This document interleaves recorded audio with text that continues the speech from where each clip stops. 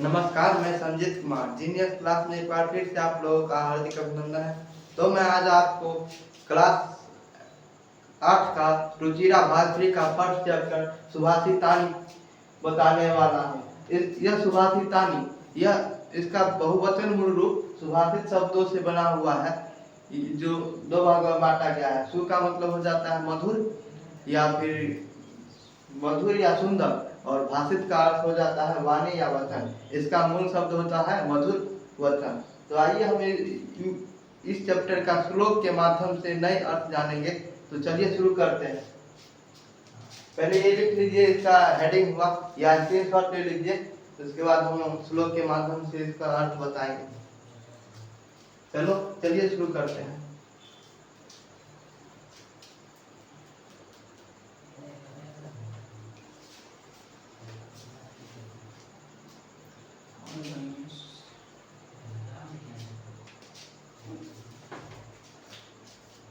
देखिए, यह पहला श्लोक कह रहा है गुणः गुणयेषु गुणः भवन्ति, यानी उस गुण अच्छे व्यक्ति के बाद तब तक रहता है जब तक वह गुणी रहता है।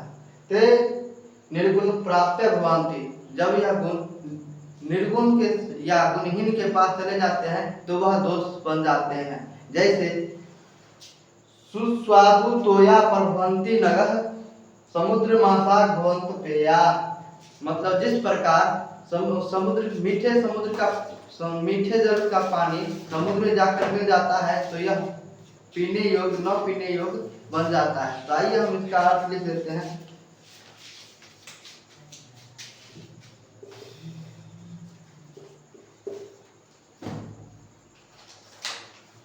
क्या कह रहा है?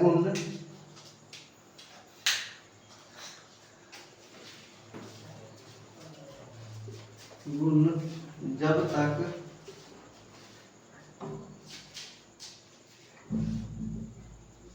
अच्छे व्यक्ति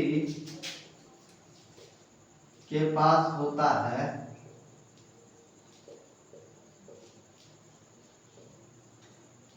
तब तक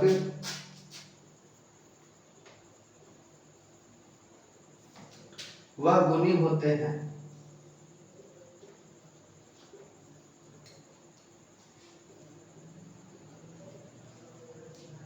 लेकिन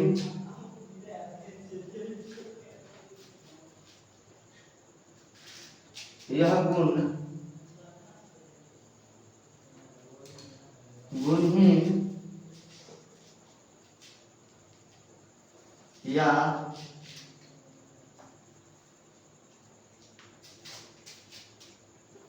निर्गुण व्यक्ति के पास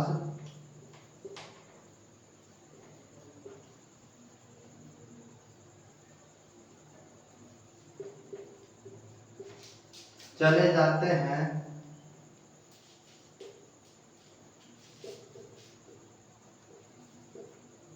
तो दोष बन जाता है।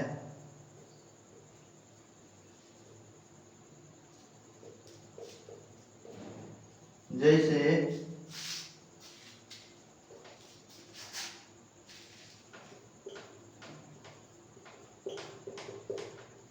स्वादिष्ट नदियों का जल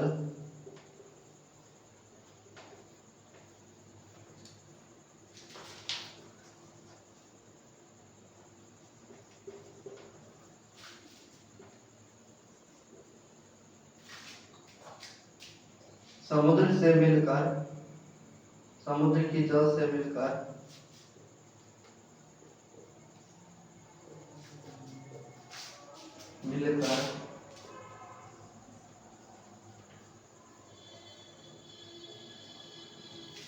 अपेय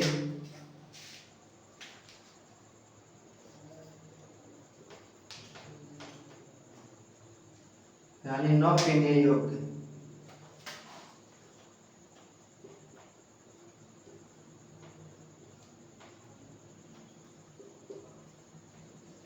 बन जाती है।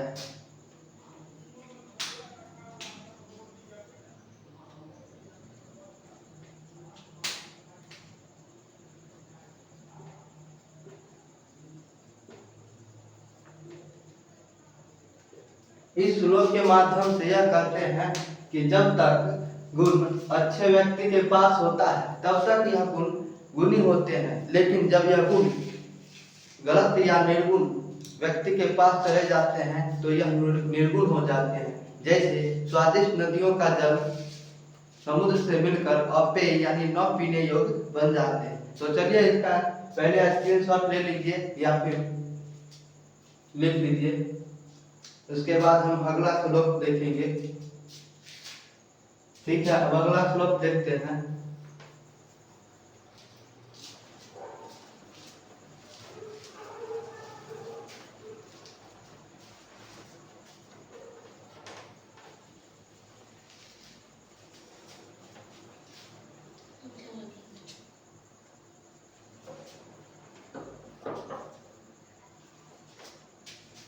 चलिए देखते हैं अगला श्लोक क्या कह रहा है। साहित्य साहित्य संगीत कला विहीन साक्षात पशु पुक्ष विषाहीन तीर्णं न खातानपि जीवामान तद्भाग्य ध्येय परम पशु नाम। क्या कह रहा है? साहित्य संगीत कला विहीन साक्षात पशु पुक्ष विषाहीन तीर्णं न खातानपि जीवामान तद्भाग्येयं परम पशु नाम।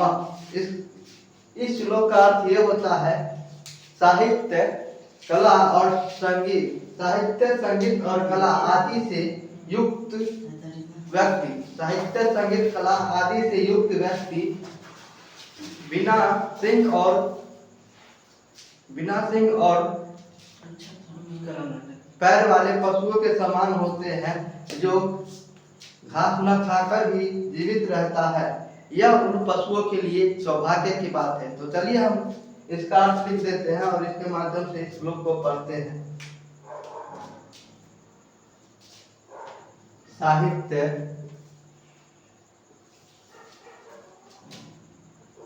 संगीत कला आदि से युक्त व्यक्ति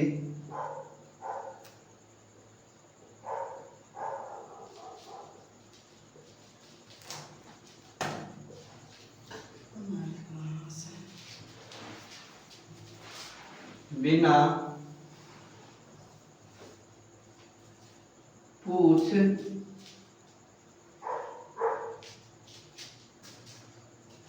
और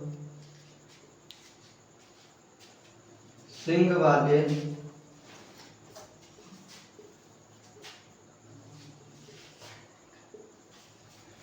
पशुओं के समान होता है।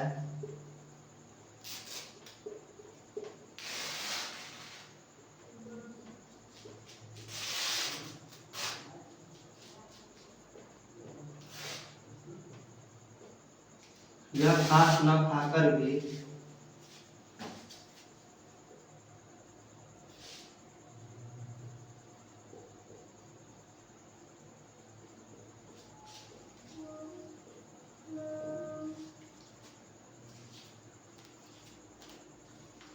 जीवित रहता है।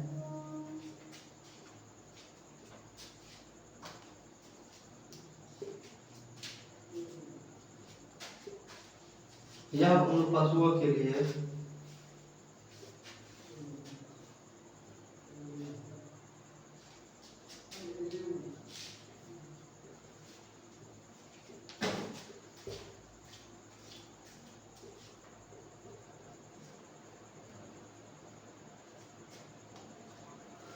परम सौभाग्य की बात है।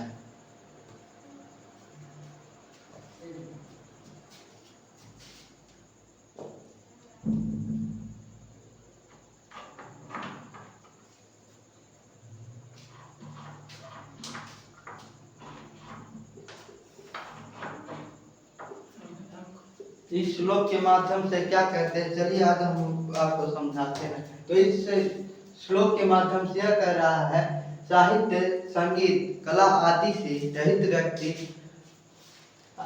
बिना पूछ और सिंग वाले पशुओं के समान होते हैं। यह घास न खाकर भी जीवित रहते हैं। यह उन पशुओं के लिए सौभाग्य की बात है। तो चलिए पहले इस श्लोक का अर्थ लिख लीजिए या फिर स्क्रीनशॉट कर लीजिए, उसके बाद अगले श्लोक का अर्थ बताएंगे। उम्मीद है करता हूँ कि आप लोग लिख लिए होंगे। तो चलिए अगले श्लोक के माध्यम से हम पढ़ाते हैं और उसका अर्थ भी लिखाते हैं।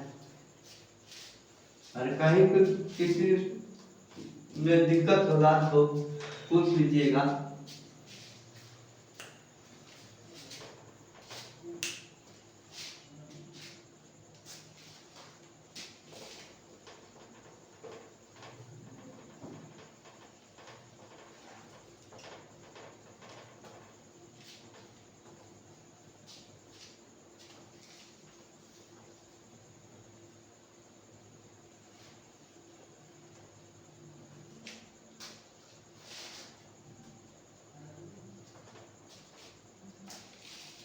चलिए तीसरा श्लोक क्या कहते हैं पढ़ देते हैं एक बार। लुब्धस्य नश्यति यशः पीशूनस्य मैत्री नष्टक्रियस्य कुलमर्त्परस्य धर्मः विद्याफलं वैष्णिनः कृपणस्य सौख्यं राज्यं परमत् सचिवस्य नराधिपस्य। क्या कह रहा है? लुब्धस्य नश्यति यश पीशूनस्य मैत्रो नष्टक्रियस्य कुलमर्त्परस्य धर्मः विद्याफलं वैष्णिनः कृपणस्य सौख्यं राज्य परमत सचिवस्य नराधिपस्य। तो इसका अर्थ यह होता है, लालची व्यक्ति जिस प्रकार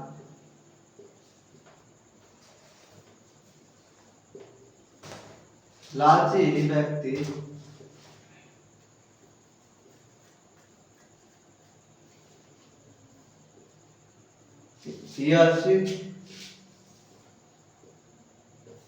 चुगलखोर व्यक्ति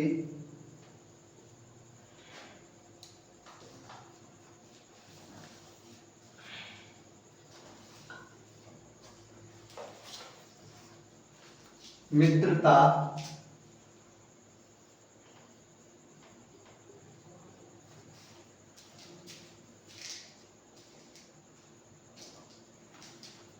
अकर्मण्य व्यक्ति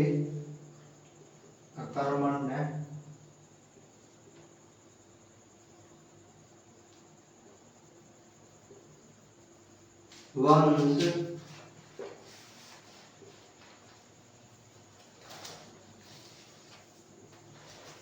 धन से लोभी व्यक्ति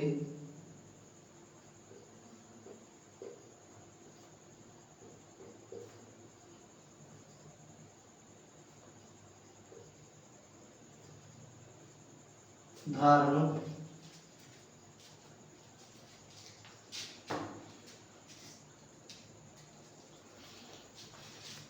बुरी लत वाले व्यक्ति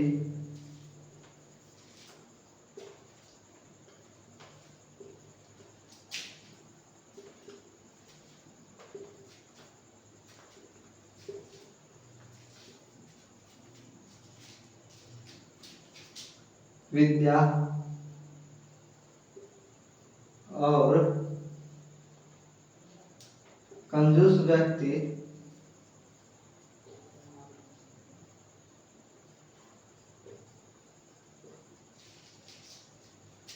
सुख होता है। ठीक उसी प्रकार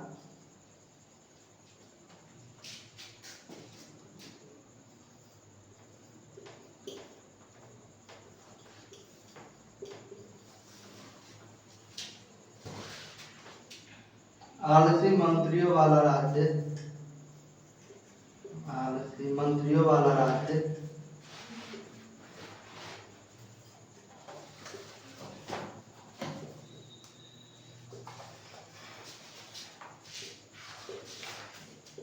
अपना समस्त राज्य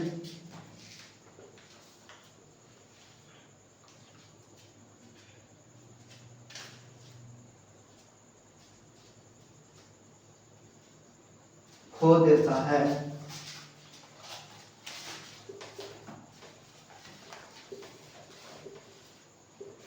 क्या कह रहा है, जिस प्रकार लालची व्यक्ति यश, चुगलखोर व्यक्ति मित्रता, अकर्मण्य व्यक्ति वंश और धन से लोभी व्यक्ति धर्म, बुरी लत वाले व्यक्ति विद्या, कंजूस व्यक्ति सुख होता है, ठीक उसी प्रकार आलसी मंत्रियों वाला राज्य का समस्त राज्य नष्ट हो जाता है, यानी खो देता है। तो पहले इसका स्क्रीनशॉट ले लीजिए या फिर उतार लीजिए, उसके बाद हम अगला श्लोक देखेंगे। उम्मीद करता हूँ कि आप लोग इसे उतार लिए होंगे। तो आइए हम अगला श्लोक देखते हैं।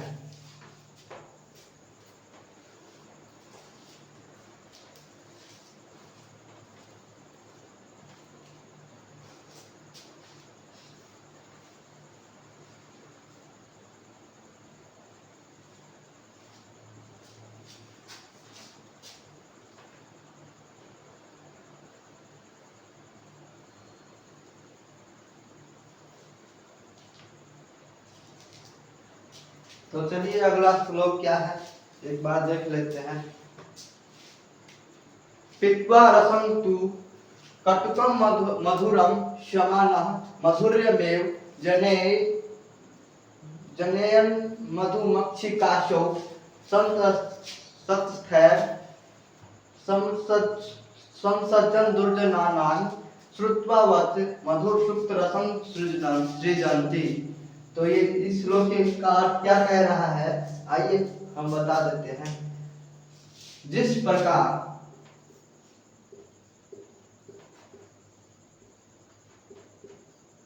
मधुमक्खी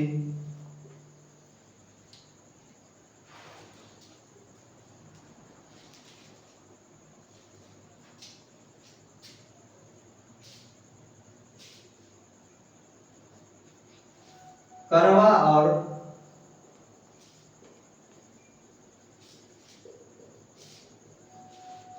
मीठा रस समान रूप से पीकर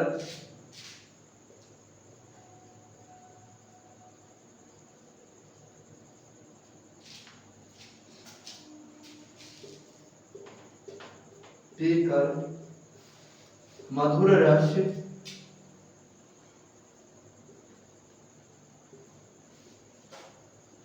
अर्थात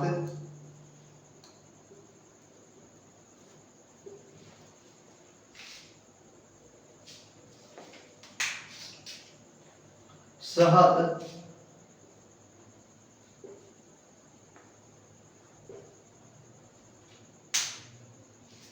का निर्माण करती है,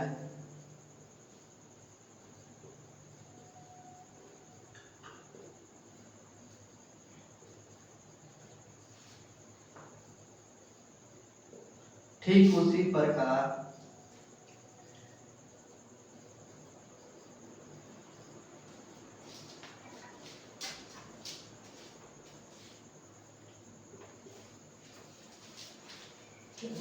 संत लोग भी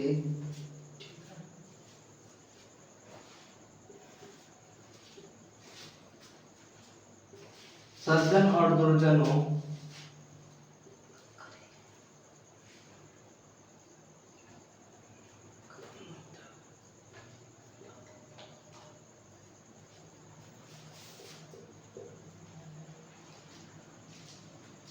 की वाणी सुनकर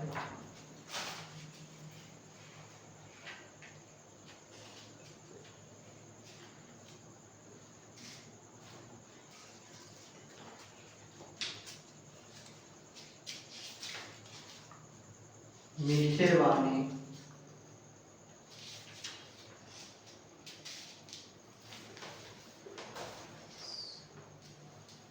बोलने और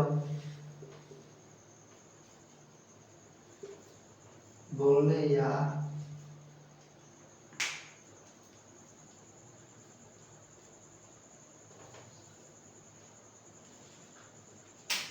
मीठे वाणी का निर्माण करती है।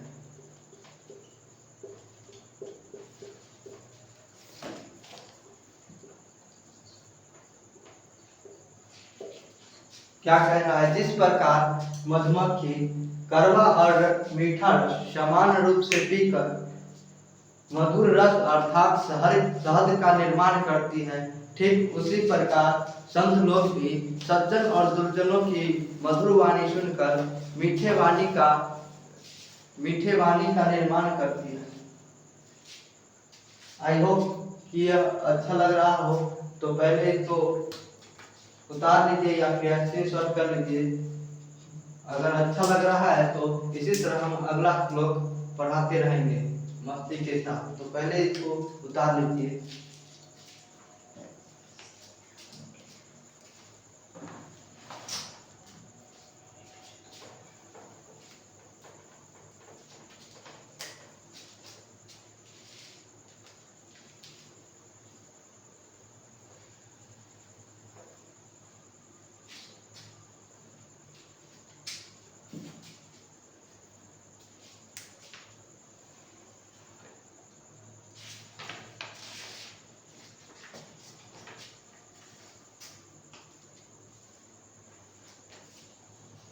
अगला श्लोक क्या कर रहा है आइए हम पढ़ लेते हैं। विहाय पौरुषम यो हि देवमेवावलंबते प्रसाद सिंहवत् तस्य मूर्धन्य तिष्ठन्ति वाचा। क्या कह रहा है?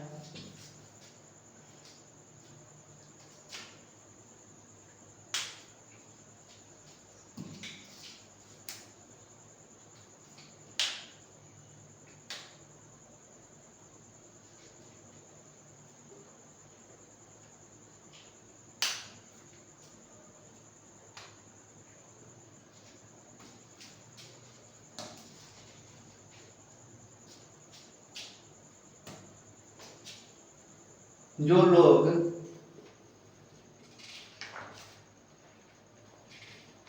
पौरुषम अर्थात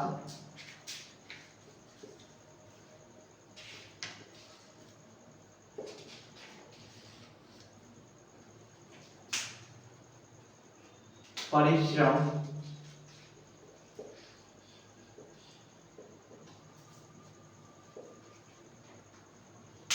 को छोड़कर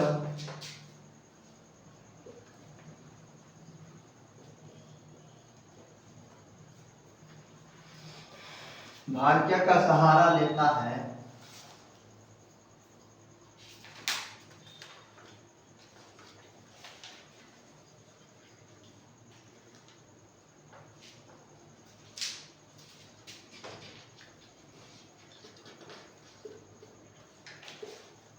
उस व्यक्ति की स्थिति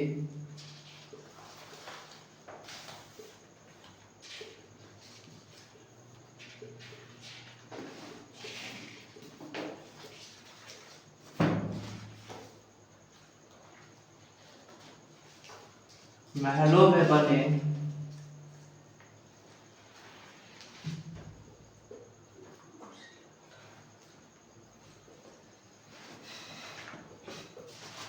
शेर के समान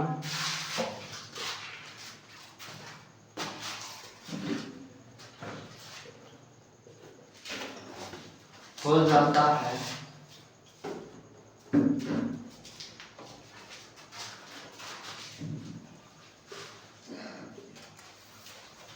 जिसके सिर पर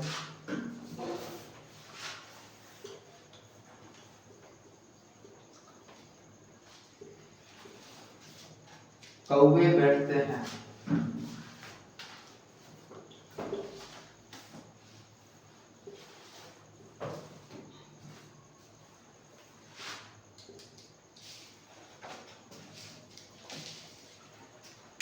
पहले इसका स्क्रीनशॉट ले लीजिए, फिर या उतार लीजिए, उसके बाद हम अगला श्लोक लिखाएंगे। तो पहले ये समझ लीजिए, जो लोग क्या कह रहा है, विहाय पौरुषम यो हि देवमेवावलंबते प्रसाद सिंहवत् तस्य मूर्धन्य तिष्ठन्ति वाचा।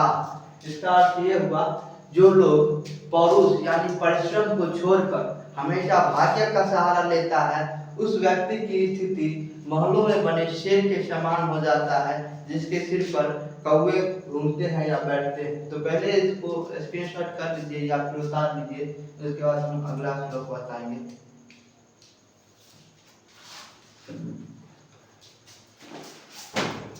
आई होप कि ये उतार लिए होंगे।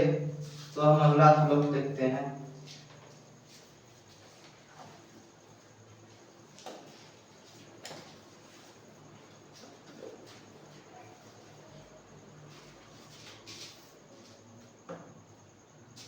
क्या कह रहा है अगला श्लोक? पुष्प पत्र फल छाया मूल वलकल दारू भी धन्य मणिरुहा ये शाम विमुख यान्ति नाथिना। ये क्या कह रहा है? इसका अर्थ फूल, पुष्प मतलब हो गया फूल, तो लिखो पहले फूल, पत्ते, फल, छाया, जड़, छाल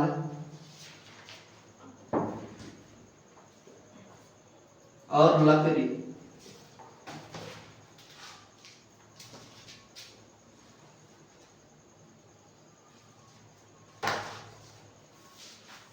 इत्यादि से युक्त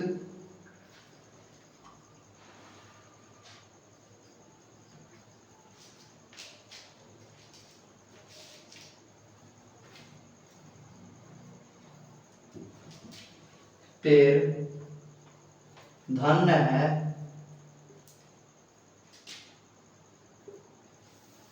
जिसके कारण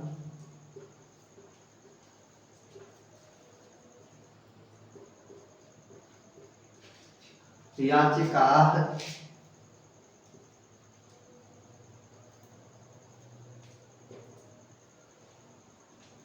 इसका मतलब हो गया मांगने वाला।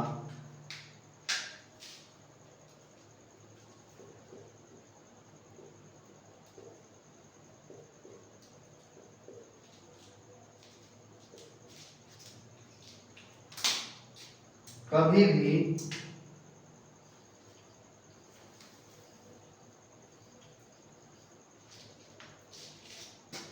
निराश या विमुख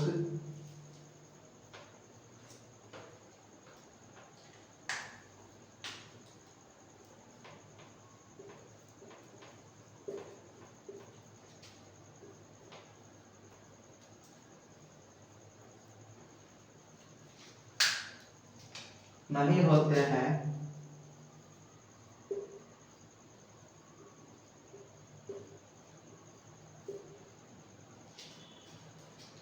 पेड़ों के पास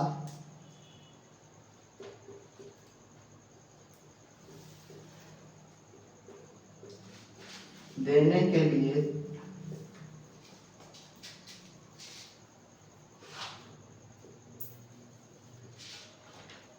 बहुत कुछ होता है।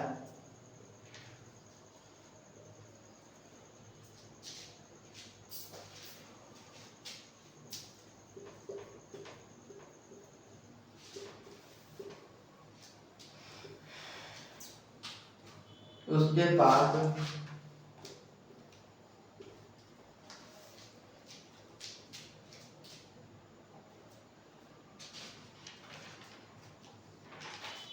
आने वाले व्यक्ति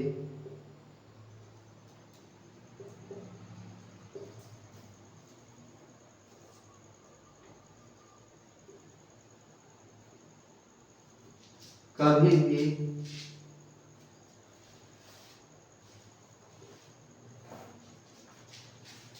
खाली हाथ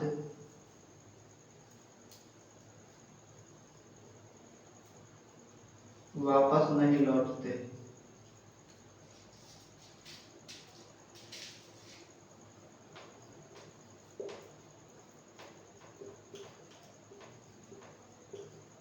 तो चलिए पहले हम इसको समझा देते हैं। क्या कह रहा है? पुष्प फल, पुष्प फल, पुष्प पत्र, फल छाया, मूल वलकल दारू भी धन्य मणिरुहा येषा में विमुख यान्ति नाथिना। इसका अर्थ ये हुआ कि फूल, पत्ते, फल, छाया, जड़, छाल और लकड़ी आदि से युक्त पेड़ धन्य है जिसके कारण याचिका यानी मांगने वाला कभी भी निराश या विमुख होकर नहीं जाते। पेड़ों के पास देने के लिए बहुत कुछ होते हैं, जिसके कारण उसके पास आए हुए व्यक्ति कभी भी खाली हाथ लौटकर नहीं जाते, यानी कुछ न कुछ लेकर जरूर जाते। तो पहले इसको लिख लीजिए या फिर स्क्रीनशॉट ले लीजिए, उसके बाद हम अगला और अंतिम श्लोक बता देंगे, फिर अगले क्लास में हम इसका क्वेश्चन आंसर भी करवा देंगे। तो पहले आई होप इसे आप लिख लिए होंगे या स्क्रीनशॉट ले लिए होंगे। तो एक लास्ट श्लोक है, उसको हम बता देते हैं, उसके बाद अगले क्लास में हम इसका क्वेश्चन आंसर करवाएंगे।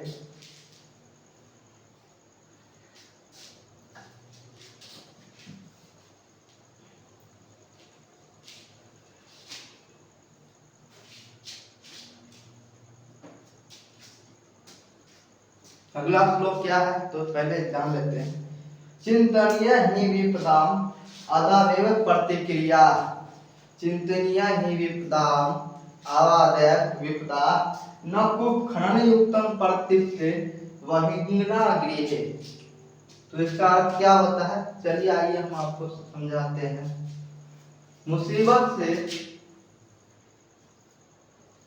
मुसीबत में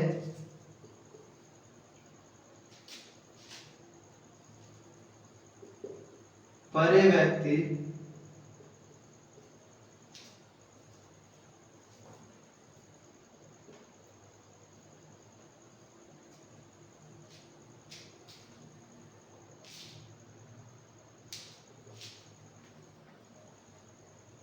समस्या का हल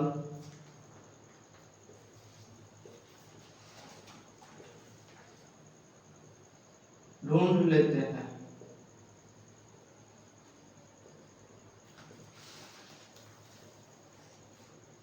मुसीबत के समय में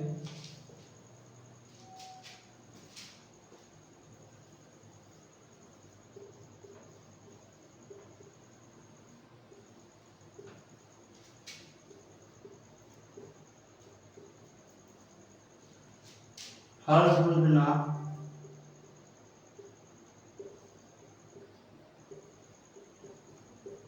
उतना ही कठिन होता है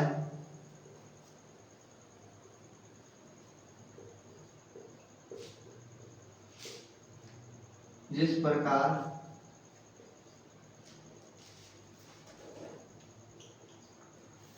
घर में आग लगने के समय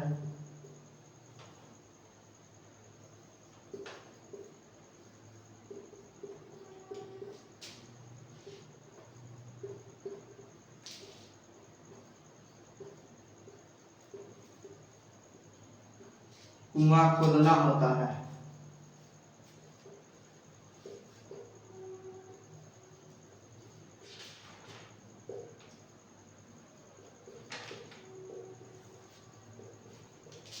आज के लिए इतना ही, मिलेंगे अगले वीडियो के साथ। धन्यवाद। आप लोग नए हैं तो प्लीज इस चैनल को सब्सक्राइब कर लीजिए और कमेंट कर दीजिए। धन्यवाद।